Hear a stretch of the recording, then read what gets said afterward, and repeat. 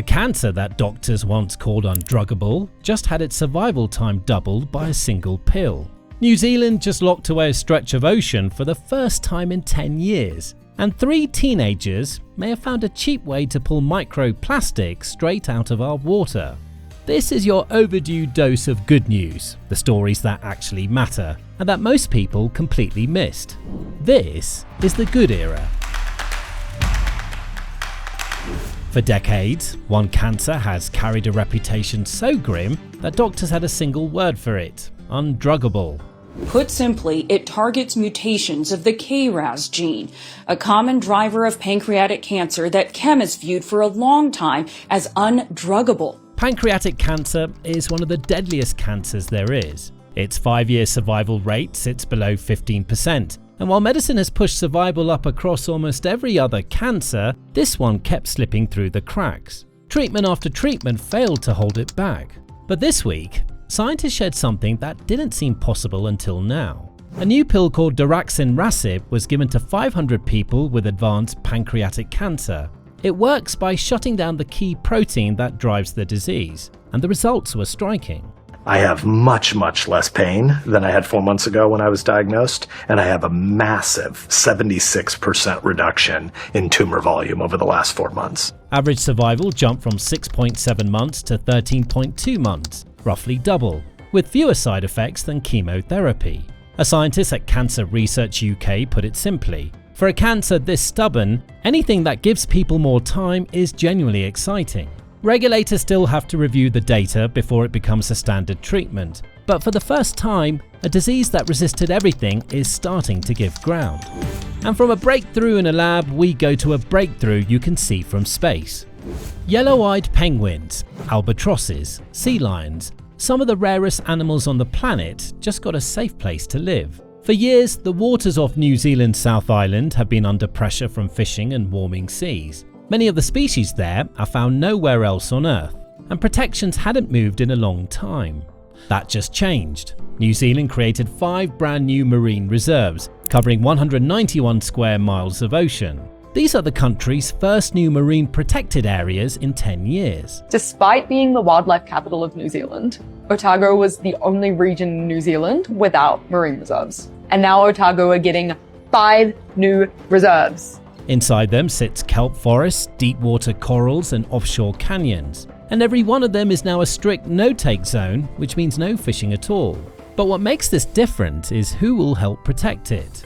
These reserves will be co-managed by Ngāi Tahu, the Maori iwi whose connection to this coastline stretches back centuries. The Marine Protection Network itself is named in honour of their ancestral voyaging traditions, recognising a relationship with these waters that long predates modern conservation. Take a look at this. This map shows New Zealand's marine reserves today.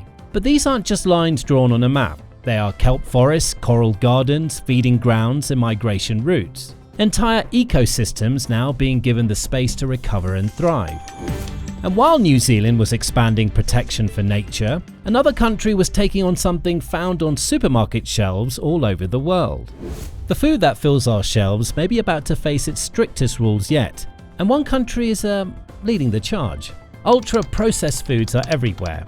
The package-engineered products are linked again and again to poor health and are marketed heavily to children. Ultra-processed food accounts for more than 50% of our energy intake, and it's an even bigger problem in children. So it accounts for about 65% of our energy intake for children. This is actually increasing at an alarming rate. For years, the response was mostly awareness, but this week it became action. Brazil formally asked the World Health Organization to bring in tough new global rules on how these foods are sold and marketed, with a clear focus on protecting kids. And it's not alone. France, Mexico, Uruguay and the United States have already backed the push. They knew that these products make us sick.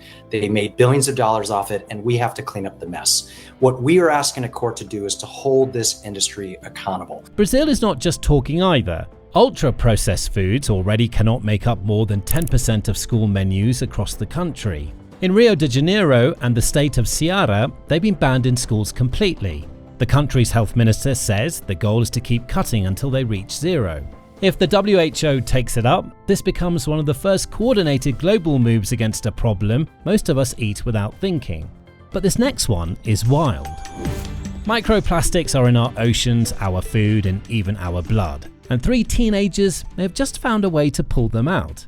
We've already helped 8,000 people across rural India to access cleaner drinking. If we've received the grant, our next step is to scale. Building decentralized microproductions, so plastic can be made locally and deployed without new investments. Removing microplastics from water has always been the hard part. The particles are so tiny, the methods are expensive, and most solutions never scale beyond a lab.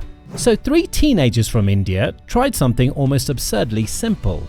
They turned to tamarind seeds. They created a powder from the seeds that can grab and remove microplastics from water, using a fruit that's cheap, natural, and grown across the region. This week, their work won them the Earth Prize for Asia, one of the biggest environmental awards for young innovators in the world. What makes it powerful is not just that it works, it's low cost and easy to make, which is exactly what a real solution to a global problem needs to be.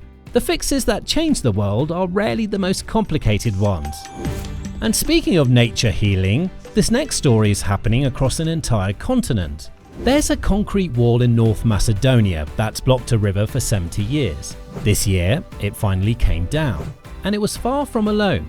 Across Europe, more than 1 million old walls, dams and weirs still cut its rivers into pieces. Most of them serve no purpose anymore, but they still stop fish from swimming upstream to breed, slowly choking the life out of the water. This week, a new report revealed the fight back is breaking records. In 2025, Europe tore down 603 of these barriers, the most ever, beating the previous record by 11%. Sweden led the way, followed by Finland and Spain. Together, that freed up around 2,300 miles of river in a single year. And nature didn't wait around.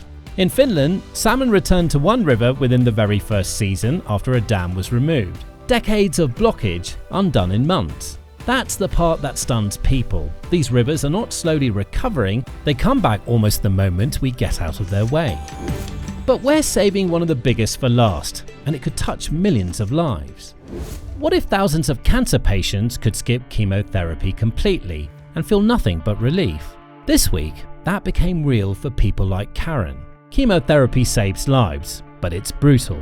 The exhaustion, the hair loss, the lasting damage, and for a huge number of breast cancer patients, it turns out a lot of that suffering may not have been necessary at all. Almost 4,500 people took part in the study. The tests found more than 2/3 wouldn't benefit from chemotherapy. Results from 5 years later show those who only did the hormone therapy and those who also did chemo had very similar outcomes. An international trial of 4,000 plus people tested a gene test called Prosigna. It reads the activity of the genes that drive breast cancer and scores how likely it is to come back. The result? More than 2/3 of patients could safely skip chemotherapy and take hormone therapy instead, with almost identical 5-year survival. A couple of weeks ago that there's no cancer has come back at this stage. So I'm back in the shop. And in the UK alone, doctors say more than 5,000 patients a year can now avoid chemo entirely. One of them was Karen Bonham, 64, from Cardiff. She joined the trial, skipped chemotherapy, and had radiotherapy and hormone therapy instead. She said the moment she found out felt like Christmas.